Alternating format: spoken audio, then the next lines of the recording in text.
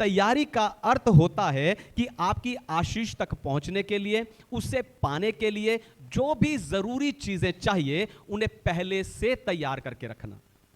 ठीक वैसे ही जैसे आप छुट्टियों में घूमने जाने के समय सारी जरूरी चीजों को तैयारी के साथ अपने बैग में रखते हो, ऐसे ही आपको अपनी आशीष को पाने के लिए भी तैयारी करनी जरूरी है।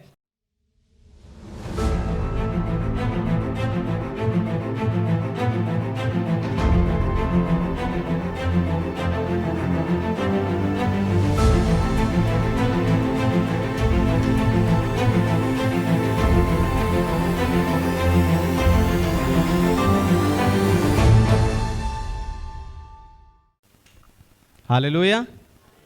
तो आए आज के वचन में चलें, पवित्र शास्त्र बाइबल से आज का संदेश सुने। आज का संदेश है तैयारी के बिना तरक्की नहीं। तैयारी के बिना तरक्की नहीं।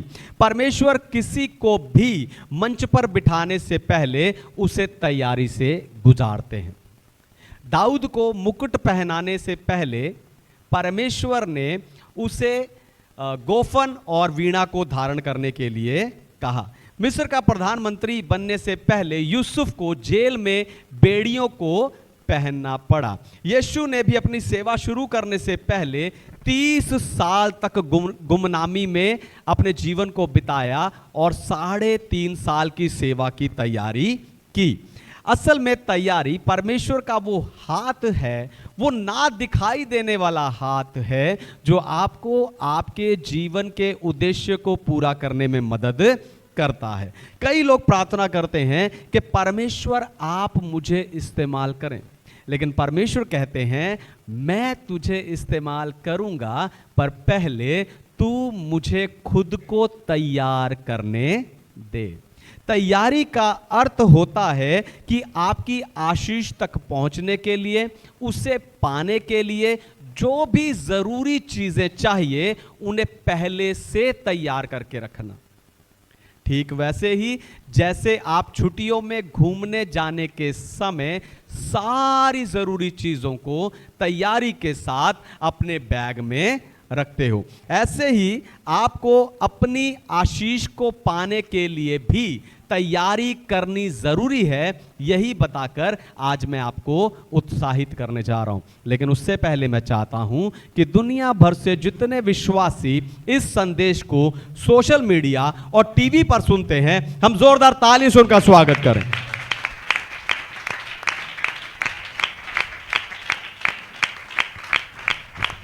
आमीन। तैयारी के बिना तरक्की नहीं। सबसे पहली बात है, परमेश्वर आपको सिखाने के लिए आपके माता पिता को इस्तेमाल करते हैं। परमेश्वर आपको सिखाने के लिए आपके माता पिता को इस्तेमाल करते हैं। मेरे साथ निकालिए निर्गमन की पुस्तक, उसका 2 अध्याय 2 और 3 वचन। Exodus chapter 2 verse 2 and 3। वह स्त्री गर्भवती हुई और उसके एक पुत्र उत्पन्न हुआ, और यह देखकर कि यह बालक सुंदर है, उसे 3 महीने तक छिपा रखा। जब वह उसे और छिपा ना सकी, तब उसके लिए सरकंडों की एक टोकरी लेकर उस पर चिकनी मिट्टी और राल लगाई, और उसमें बालक को रखकर नील नदी के किनारे कांसों के बीच छोड़ आई।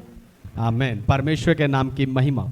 तो कई बार आप ये सोचते हो कि मैं इस घर में या इस माता पिता से ही क्यों उत्पन्न हुआ, मैं अमेरिका में या इंग्लैंड में पैदा क्यों नहीं हुआ। आप कहते हो कि काश मैं चुन पाता कि मुझे कहां पैदा होना चाहिए। आपको बताऊं, आप चुन नहीं सकते थे। छोटे बच्चे होने के कारण, ना समझ होने के कारण आप चुन नहीं सकते थे।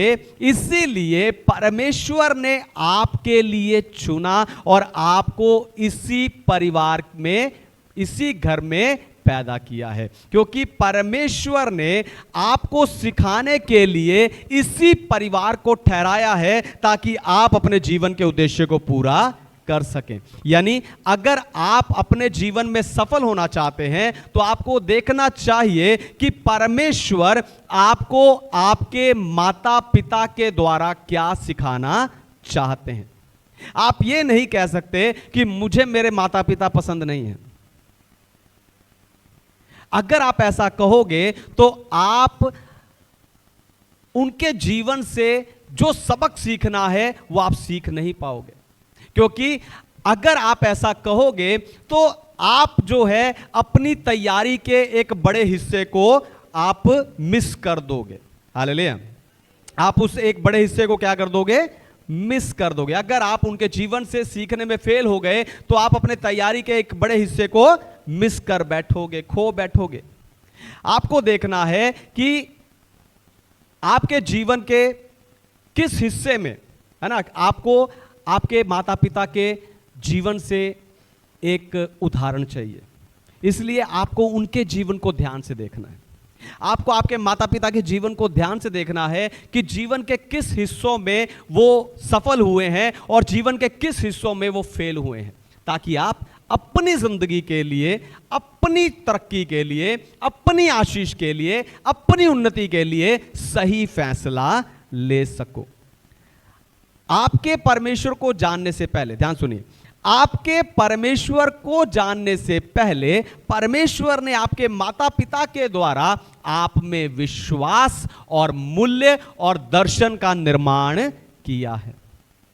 मूसा की माता यह जाने बिना कि वो इजराइलियों को छुड़ाने वाले को बचा रही है, उसने मूसा को 3 महीने तक छिपाए रखा और उसने एक टोकरी बनाई और उसमें मूसा को डालकर नील नदी में छोड़ दिया।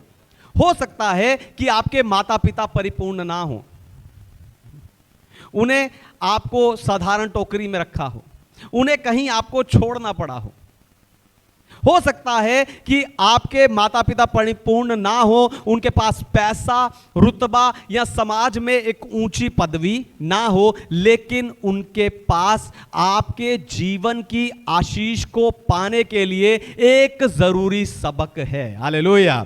एक जरूरी सबक आप उनके जीवन से सीख सकते हो। हालेलुया। ताकि आप परमेश्वर की योजना को अपने जीवन में पूरा कर सको। तो आप में से कुछ लोगों के माता पिता ने आपको विश्वास दिया है। हालेलुया। जितने बच्चे बैठे हैं, आपके माता पिता ने विश्वास किया है और उसके द्वारा वो विश्वास आपको मिला है। तो आप में से कईयों को आपके माता पिता द्वारा विश्वास मिला। आप दुख में थे, परेशानी में थे, बीमारी में थे, आपके माता पिता ने कहा विश्वास रख। आप में से कईयों के माता पिता ने आपको विश्वास दिया। जैसे पौलुस तीमुथियुस से कहता है कि तुझे यह विश्वास तेरी नानी लुईस और तेरी मां से मिला है। फिर आप में से कईयों के माता पिता ने आपको जो है पंचुएशन, है ना, जो अनुशासन या पंचुअलिटी या फिर टाइमिंग आपको सिखाई है। आपको पंचुअलिटी उन्होंने सिखाई होगी, अनुशासन उन्होंने आपको सिखाया होगा, है ना, ताकि आप जीवन में कैसे उठना बैठना है, कैसे समय पर पहुंचना है, कैसे चीजों को मैनेज करना है, आपने उस अनुशासन से सीखा होगा।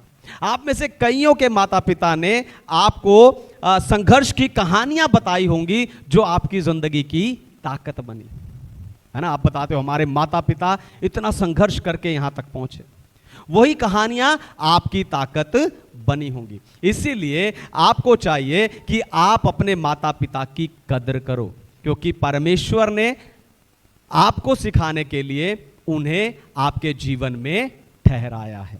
हालेलुया।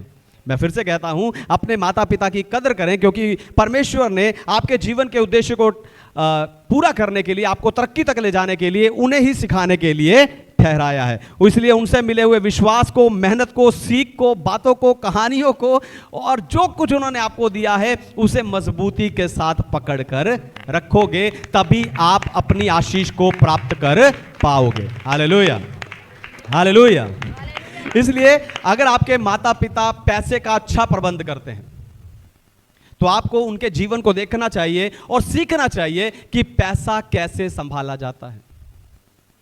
अगर आपके माता पिता वचन और प्रार्थना में समय बिताते हैं तो आपको उनके जीवन को देखना है और सीखना चाहिए कि कैसे वचन, प्रार्थना और सेवा की जाती है। अब हो सकता है कि आप में से कोई कहे कि मेरे माता पिता ने तो मुझे ऐसा कुछ भी नहीं दिया, तो मैं उनकी जिंदगी से क्या सीखूं। ध्यान से सुनिए, अगर आपके माता पिता बुरे हैं तो भी आपको उनके जीवन को ध्यान से देखना है, ध्यान से पढ़ना है और उनसे सीखना है। पता है क्यों? क्योंकि आपके ज्यादातर आत्मिक युद्ध आपके माता पिता से आते हैं। दोबारा सुनिए, ध्यान सुनिए, आपके ज्यादातर आत्मिक युद्ध आपके माता पिता से ही आपकी जिंदगी में आते हैं। अगर आपने आपके माता पिता के जीवन को ध्यान से पढ़ लिया तब आप अपने सारे आत्मिक युद्धों को जीत सकते हो और आपके जीवन पर आए पीढ़ियों से, खानदान से, परिवार से, माता पिता से आए सारे श्रापों को तोड़ सकते हो। इसीलिए हमें अपनी तरक्की के लिए, अपनी आशीष के लिए अपने माता पिता से सीखना है। दूसरी बात, तैयारी के बिना तरक्की नहीं। दूसरी बात, परमेश्वर आपको सिखाने के लिए आपके अतीत को इस्तेमाल करते हैं। परमेश्वर आपको सिखाने के लिए आपके अतीत को इस्तेमाल करते हैं। पढ़िए उत्पत्ति की पुस्तक, उसका 50वां अध्याय और 20वां वचन, जेनेसिस चैप्टर 50 वर्स 20। यद्यपि तुम लोगों ने मेरे लिए बुराई का विचार किया था, परंतु परमेश्वर ने उसी बात में भलाई का विचार किया, जिससे वह ऐसा करे जैसा आज के दिन प्रकट है कि बहुत से लोगों के प्राण बचे हैं। आमीन, परमेश्वर के नाम की महिमा। तो क्या परमेश्वर ने कभी किसी के भविष्य को इस्तेमाल करके उसे सिखाया, उसे आशीष दी है? नहीं। परमेश्वर हमें हमेशा तैयार करने के लिए हमारे अतीत को इस्तेमाल करते हैं। हालेलुया। आप मसीह में नई सृष्टि कैसे बने? आप मसीह में नई सृष्टि कैसे बने? उस अतीत के कारण जिससे परमेश्वर ने इस्तेमाल किया। नई सृष्टि का अर्थ है कि आपका अतीत, आपका पुराना जीवन, आपका अतीत खत्म हो गया, जबकि परमेश्वर ने आपके पापमय अतीत को ही आपके उद्धार का मार्ग बनाया है। हालेलुया। आपको बताऊं, जो व्यक्ति अपने अतीत के द्वारा तैयार होता है उसी को परमेश्वर इस्तेमाल करते हैं। हालेलुया। दोबारा सुनिए, ध्यान सुनिए, जो व्यक्ति अपने अतीत के द्वारा तैयार होता है वही इस्तेमाल भी होता है। जैसे आपका अतीत होता है वैसे लोगों के बीच में परमेश्वर आपको इस्तेमाल करते हैं। मूसा का अतीत मिस्र था। हालेलुया। मूसा का अतीत मिस्र से जुड़ा हुआ था। वो मिस्र में पैदा हुआ, मिस्र में पला बड़ा और मिस्र की सारी विद्या उसने सीखी, लेकिन बाद में वो मिस्र से भाग आ गया।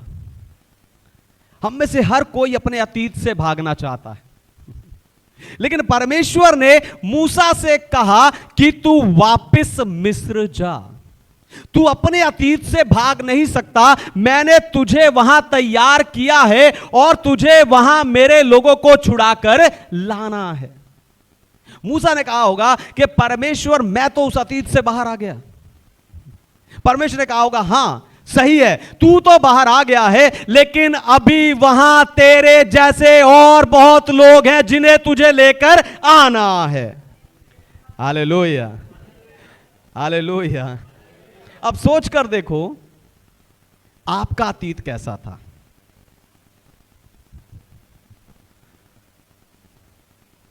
सोच कर देखो आपका अतीत कैसा था। वो अच्छा या बुरा जैसा भी था, वो आपकी तैयारी के लिए था। यूसुफ का अतीत विश्वासघात, झूठे आरोपों और दर्द से भरा हुआ था, लेकिन उसके अतीत का हर एक अध्याय उसे मिस्र के प्रधानमंत्री बनने के लिए तैयार कर रहा था। हालेलुया। उसे मिस्र का प्रधानमंत्री बनने के लिए तैयार कर रहा है। कभी कभी आप सोचते हो कि काश मैं अपना अतीत मिटा सकता, पर आपको बताऊं, परमेश्वर आपकी हार को भी आपको सिखाने के लिए इस्तेमाल करते हैं। आपकी आंख से बहे हुए आंसू को, आपकी की हुई गलतियों को, आपके की हुई देरी को भी परमेश्वर एक बड़ी आशीष के लिए आपको तैयार करते हैं। ठीक वैसे ही जैसे गोलियत से दाऊद को लड़वाने से पहले परमेश्वर ने दाऊद को शेर और भालुओं से लड़वाया। मेरी प्रार्थना है आपकी पिछली लड़ाई आपको ऐसी ही हिम्मत दे। हालेलुया। आपकी पिछली लड़ाइयों से आप अपने गोलियत को हरा सकें। मेरी प्रार्थना है कि आप अपने अतीत में परमेश्वर के उद्देश्य को खोज पाएं और उस उद्देश्य को पूरा करके अपनी आशीष को प्राप्त कर पाएं। तैयारी के बिना तरक्की नहीं। तीसरी बात, परमेश्वर आपको सिखाने के लिए प्रक्रिया को इस्तेमाल करते हैं, प्रोसेस। परमेश्वर आपको सिखाने के लिए प्रक्रिया को इस्तेमाल करते हैं। पढ़िए लूका का रचित सुसमाचार 2 अध्याय 52 वचन, gospel of Luke chapter 2 verse 52। और यीशु बुद्धि और डील डॉल में और परमेश्वर और मनुष्य के अनुग्रह में बढ़ता गया। आमीन। परमेश्वर के नाम की महिमा। तो तैयारी कभी भी एकदम या तुरंत नहीं होती। तैयारी का अर्थ है प्रोसेस, यानी प्रक्रिया। तैयारी एक प्रक्रिया है। जैसे घर बनाने की एक प्रक्रिया होती है, जैसे लोन लेने की एक प्रक्रिया होती है, खाना बनाने की एक प्रक्रिया होती है। यानी इस संसार में हर एक काम को करने की एक प्रक्रिया है, एक प्रोसेस है, और हर प्रक्रिया के साथ उलझन जुड़ी हुई है। हालेलुया। और ये जो प्रक्रिया होती है, ये जो प्रोसेस होता है, ये उलझनों से भरा होता है। घर बनाने के लिए अलग अलग तरह का सामान लाने की उलझन, लोन लेने के लिए कई तरह के डॉक्यूमेंट देने की उलझन, खाना बनाने के समय कितना मसाला, कौन सा मसाला कितनी मात्रा में डालना है, वो सब डालने की उलझन। हालेलुया। वो सब डालने की उलझन। लेकिन एक बार आप जिस प्रोसेस से, जिस प्रक्रिया से गुजर जाते हो, ध्यान सुनिए, एक बार आप जिस प्रोसेस से, जिस प्रक्रिया से गुजरे होते हो, उसके बाद आप उसको दूसरों को अच्छे से बता सकते हो। आपका दोस्त या रिश्तेदार कहता है कि अच्छा हुआ हमने इससे पूछ लिया, हम उलझन से बच गए और हमारा काम समय पर हो गया। सोच कर देखो, अगर संसार प्रक्रिया को पूरा करता है तो क्या स्वर्ग प्रक्रिया को छोड़ देगा? नहीं, स्वर्ग भी प्रक्रिया को फॉलो करता है, स्वर्ग भी प्रक्रिया को पूरा करता है। परमेश्वर आपको विपरीत परिस्थितियों में रखकर, विपरीत वातावरण में रखकर आपके धीरज को परखता है, और यह प्रक्रिया उलझन, दबाव और मुश्किलों से भरी होती है। आज आप जहां हो, सोचकर देखो, आज आप जहां हो सोचकर देखो कि वहां तक पहुंचने के लिए आपने बचपन से कितनी पढ़ाई, कितने टेस्ट, कितने पेपर दिए, फिर आपने डिप्लोमा डिग्री की, फिर आपने काम सीखा, आपने मेहनत की, फिर आप यहां तक पहुंचे हो। अगर आपने इन सब में एक प्रक्रिया को भी छोड़ दिया होता तो क्या होता? आप एक कहीं ना कहीं, किसी ना किसी बात से, जरूरी बात से अनजान रह जाते। हालेलुया। आप जहां हो वहां तक आप पहुंचे हो प्रक्रिया को पूरा करके, लेकिन अगर आपने किसी भाग को छोड़ दिया होता तो आप कहीं ना कहीं, किसी ना किसी बात से, जरूरी बात से अनजान रह जाते, है ना। मैं ऐसे ही कितने लोग हैं जो जीवन में सब कुछ प्राप्त करने के बाद एक गलती करके सब कुछ गवा लेते हैं, कारण उन्होंने प्रक्रिया को पूरा नहीं किया। हालेलुया। उन्होंने प्रक्रिया को बीच में छोड़ दिया। इसलिए परमेश्वर आपको तैयारी की प्रक्रिया से लेकर जाते हैं, अपने परिवार को सिखा सको, ताकि आप आपके बाद चर्च में आने वाले लोगों को सिखा सको। दाऊद को पहला शमूएल 16 अध्याय में राजा बनने का अभिषेक किया गया। उसे बताया तू अगला राजा होगा, लेकिन दूसरा शमूएल 5वें अध्याय तक भी उसको वो राजा का पद पूरी तरह मिला नहीं था। क्यों? क्योंकि परमेश्वर किसी हस्ती को नहीं पर एक राजा को तैयार कर रहे थे। हालेलुया। राजा को तैयार होने के लिए प्रोसेस लगता है, राजा को तैयार होने के लिए प्रक्रिया लगती है। किसी हस्ती को बनाना हो तो किसी को भी खड़ा कर दो, लेकिन एक राजा बनाना है तो उसे प्रोसेस से होकर जाना पड़ेगा। और दाऊद ने 15 साल के उस प्रोसेस को पूरा किया है। हालेलुया। आज आप जिस भी मुश्किल से जूझ रहे हो वो आपकी तैयारी की प्रक्रिया है। हालेलुया। मैं फिर से कहता हूं, दोबारा सुनिए, ध्यान सुनिए। आज आप जिस भी मुश्किल से जूझ रहे हो वो आपकी तैयारी की प्रक्रिया है। आपको परमेश्वर ने प्रक्रिया के स्कूल में एडमिशन दी है। हालेलुया। आपको परमेश्वर ने प्रक्रिया के स्कूल में एडमिशन दिया है। यीशु ने 30 साल प्रक्रिया से गुजरने के बाद अपनी सेवा को शुरू किया। मैं ये नहीं कह रहा हूं कि यीशु तैयार नहीं थे, नहीं, यीशु तैयार थे, बचपन से ही तैयार थे। हम देखते हैं शास्त्रियों और फरीसियों के साथ मंदिर में ही वो सवाल जवाब कर रहे थे। यीशु तैयार थे, लेकिन वो सही समय का इंतजार कर रहे थे। प्रक्रिया का अर्थ समय ही होता है। हालेलुया। प्रक्रिया का अर्थ समय ही होता है। परमेश्वर ने आपको जहां रखा है वहां वफादार बने रहे। तरक्की और आशीष तब मिलती है जब तैयारी पूरी होती है। हालेलुया। तैयारी के बिना तरक्की नहीं। चौथी बात, परमेश्वर आपको सिखाने के लिए आपके दर्द को इस्तेमाल करते हैं। परमेश्वर आपको सिखाने के लिए आपके दर्द को इस्तेमाल करते हैं। पढ़िए दूसरा कुरिन्थियों की पत्री, पहला अध्याय 4 वचन, 2 Corinthians chapter 1 verse 4। वह हमारे सब कलेशों में शांति देता है, ताकि हम उस शांति के कारण जो परमेश्वर हमें देता है उन्हें भी शांति दे सके जो किसी प्रकार के कलेश में हो। आमीन। परमेश्वर के नाम की महिमा।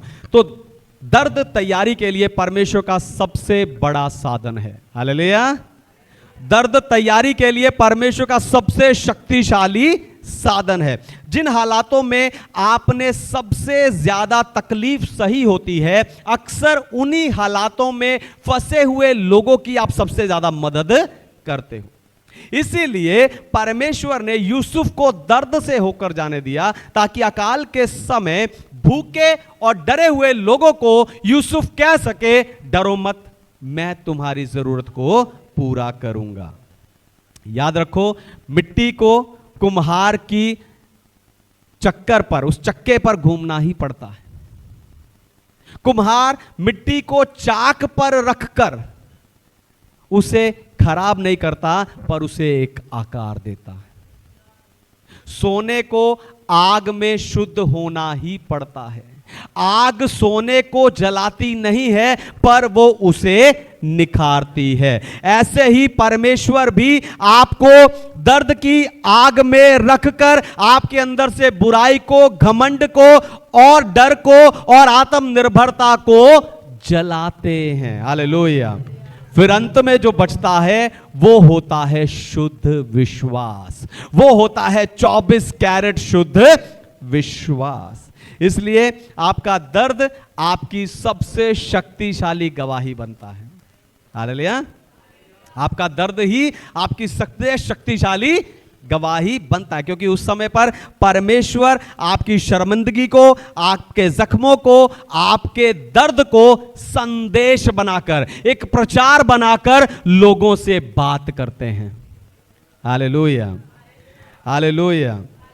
आप इंटरनेट पर और यहां वहां मीटिंग्स में कितने लोगों की गवाही सुनते हो, कितने प्रचारकों के प्रचार सुनते हो, पर क्या हर गवाही और हर प्रचार आपके मन को छूता है?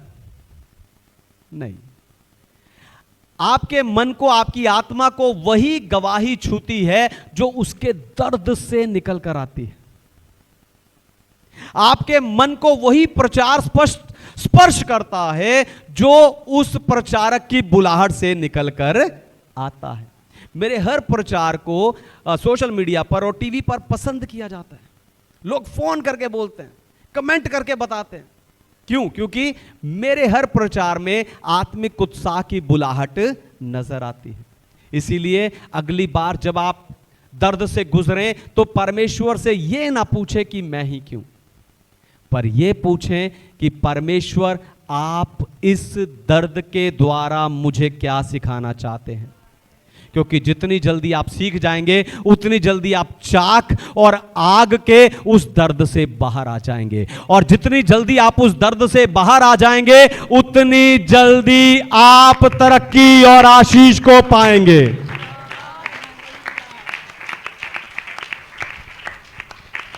तैयारी के बिना तरक्की नहीं। पांचवी और आखिरी बात, परमेश्वर आपको सिखाने के लिए अगुए को इस्तेमाल करते हैं। परमेश्वर आपको सिखाने के लिए अगुए को इस्तेमाल करते हैं। पढ़िए पहला शमूएल की पुस्तक, उसका 3 अध्याय 8 से लेकर 10 वचनों को। 1 सैमुएल चैप्टर 3 वर्स 8, 9 एंड 10।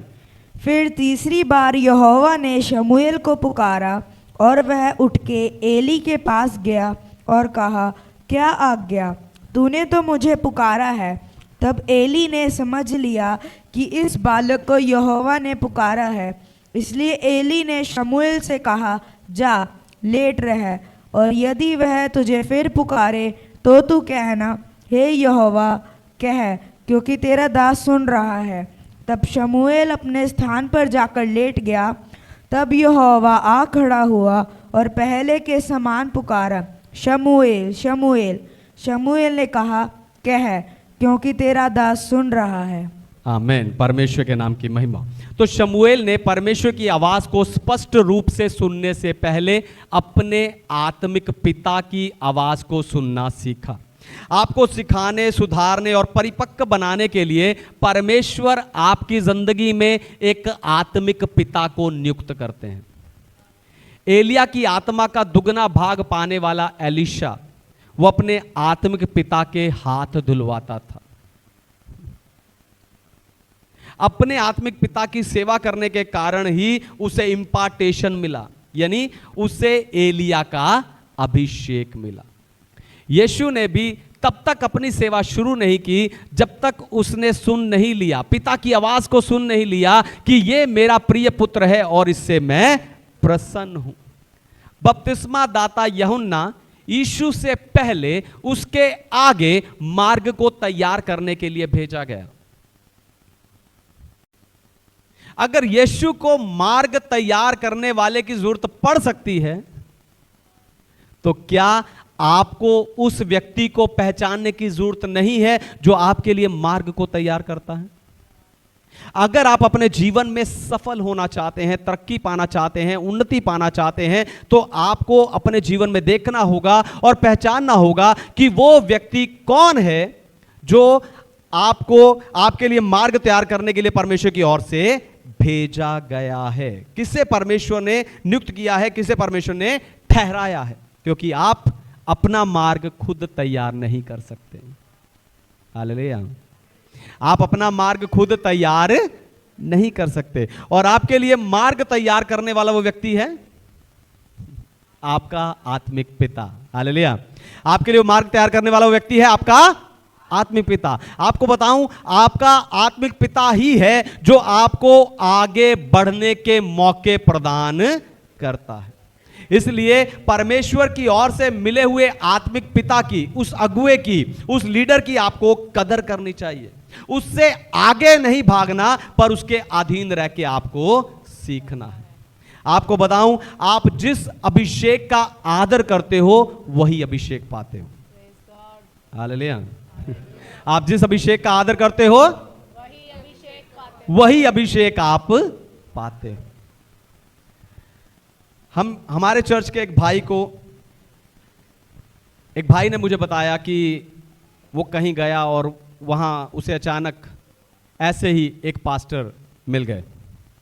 वो पास्टर उसे जो है अज्ञानी महसूस करवाने के लिए उससे कुछ सवाल पूछने लगे। उसने कहा, कितनी देर प्रार्थना करते हो, कैसे प्रार्थना करते हो? उस भाई ने कहा, ऐसे ऐसे। पास्टर ने कहा, ये पता है बाइबल में, वो पता है बाइबल में? उसने कहा, पास्टर जी हाँ जी ऐसे ऐसे। उसने सारे जवाब दे दिए। फिर उस पास्टर ने पूछा, अच्छा कहाँ जुड़े हो? उस भाई ने कहा, पास्टर समित कुमार के साथ आत्मिक उत्साह की सभा में।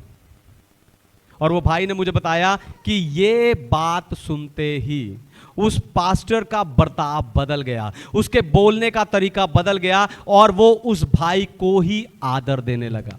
यानी आत्मिक उत्साह की सभा के अभिषेक का आदर उस भाई को मिला। यानी आप जिस अभिषेक का आदर करते हो वही अभिषेक आप पाते हो। आपको बताऊं, अपने आत्मिक पिता के अधीन रहने वाले, उसकी सुनने और मानने वाले को ही परमेश्वर इस्तेमाल करते हैं और उसे परमेश्वर ऊंचा उठाते हैं।